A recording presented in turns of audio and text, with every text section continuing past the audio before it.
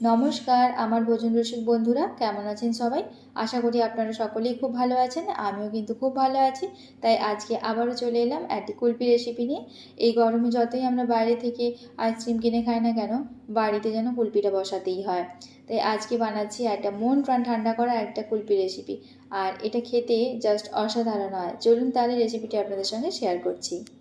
সবার প্রথমে একটা মিক্সিং বোলের মধ্যে প্রথমে নিলাম 1/3 কাপ পরিমাণ সুগার, আর নিয়েছি 3-4 কাপ আমন্ড বাদাম আর সম পরিমাণ কাজু বাদাম। এখানে আমন্ড বাদাম রয়েছে 18 থেকে 20টা মতো, ঠিক সম পরিমাণ কাজু বাদাম রয়েছে। আর নিয়েছি 4টি এলাচি, গোটা এলাচি, আর 5 থেকে 6টা পেস্তা বাদাম। আর সব কিছু মিক্সিতে খুব ভালো করে একটা ফাইনভাবে গ্রাইন্ড করে নিয়েছি।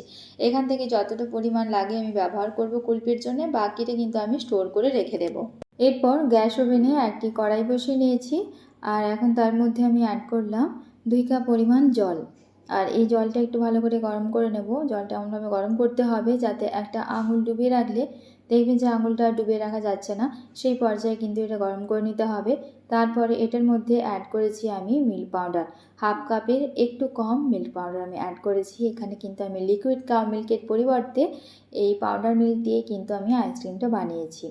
দুধটা মোটামুটি ভালো করে গরম হয়ে গেছে। এখন এর মধ্যে থেকে আমি ওই 4 থেকে 5 চামচ মতো আমি একটু দুধ, একটু বড় চামচের 4 থেকে 5 চামচ মতো দুধ একটা আলাদা একটা পাত্রে আমি তুলে রেখেছিলাম। এখন সেটার মধ্যে আমি 2 চামচ কাস্টার্ড পাউডার আমি মিশিয়ে নিচ্ছি। এখানে আমি ভ্যানিলা কাস্টার্ড ইউজ করছি। আপনারা যে কোনো কাস্টার্ড নিতে পারেন, তবে ভ্যানিলা কাস্টার্ডটা ইউজ করলে কিন্তু এটার টেস্টটা আরেকটু বেটার হয়। আর এটাকে মিশিয়ে নিয়ে বেশ কিছুক্ষণ রেখে দেব। আর কাস্টার্ড পাউডারটা কিন্তু অবশ্যই গরম দুধে মিক্স করতে হবে, আর এটা একটু পরেই কিন্তু একটু ঘন হয়ে যাবে।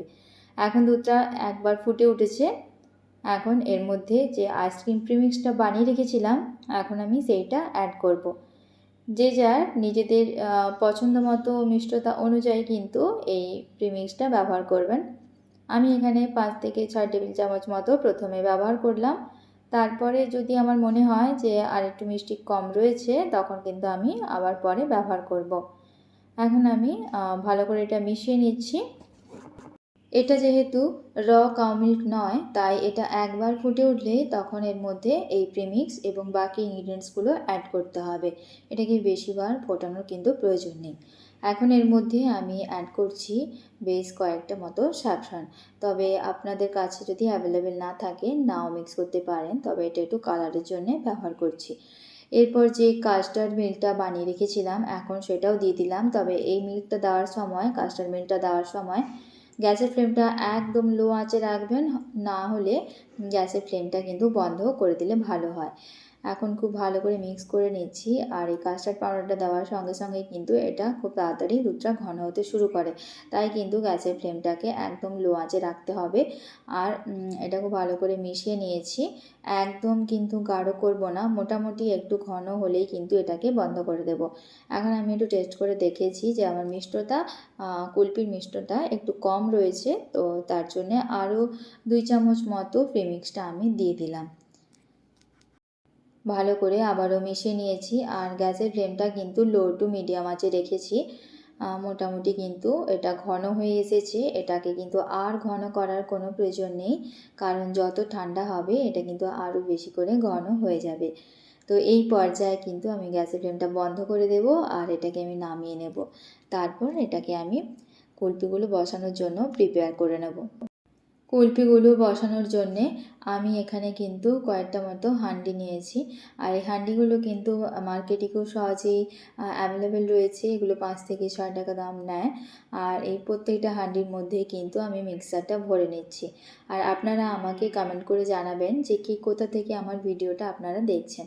যদি Facebook page Mita's cooking passion থেকে দেখে থাকেন, তাহলে আমার পেজটি লাইক এবং শেয়ার দেওয়ার অনুরোধ করলাম। আর যদি YouTube channel Mita's cooking passion থেকে দেখে থাকেন, তাহলে আমার চ্যানেলটি লাইক, শেয়ার এবং সাবস্ক্রাইব করে নেওয়ার অনুরোধ করলাম, যাতে আরও নতুন নতুন ভিডিও আপনারা পেয়ে যান। একদম কিন্তু দোকানের মতনই খেতে হান্ডি কেসের কুলফি। আর এটা অবশ্যই আপনারা বাড়িতে ট্রাই করবেন, আর আমাকে কমেন্ট করে জানাতে ভুলবেন না যে এটা কেমন হয়েছিল। আর আপনারা যত লাইক কমেন্ট করবেন, তত কিন্তু আমি ভিডিও বানানোর জন্য আরও বেশি করে অনুপ্রাণিত হব। এখন সব কটা হাঁডির মধ্যে আমি কুলপিগুলো ভরে নিয়েছি। আর এখন ফয়েল পেপার দিয়ে সবগুলোর মুখটা কিন্তু খুব ভালো করে আটকে নিচ্ছি। খুব ভালো করে কিন্তু আটকে নিতে হবে যাতে কোথাও ফাঁক না থাকে। এখন সবগুলো আমি ভালো করে ফয়েল পেপার দিয়ে সবগুলোর মুখ বন্ধ করে নিয়েছি। আর এখন এটাকে ডিপ ফ্রিজ করে নেব মোটামুটি 10 থেকে 12 ঘন্টা মতো, অথবা এটাকে ওভারনাইটের জন্য আপনারা ডিপ ফ্রিজ করতে পারেন। ওভারনাইট ডিপ ফ্রিজ করার পরে আমি কিন্তু এগুলো বার করে নিয়ে চলে এলাম আপনাদের সামনে, আপনাদের দেখানোর জন্যে কুলপিগুলো কত সুন্দরভাবে বসেছে। আর আশা করি আপনারা ভিডিওটা শেষ পর্যন্ত দেখেছেন। তাহলে কিন্তু আপনারা আমাকে অবশ্যই কমেন্ট করে জানাবেন আর আমার ভিডিওটা কেমন লেগেছে। আর একটা চামচের সাহায্যে আপনাদের কেটে দেখাচ্ছি কুলপিটা কত সুন্দরভাবে বসেছেন। আশা করি আপনাদের আমার ভিডিও ভালো লেগেছে। ভালো লাগলে অবশ্যই আমার চ্যানেল এবং পেজটা লাইক করে দেবেন, শেয়ার করে দেবেন।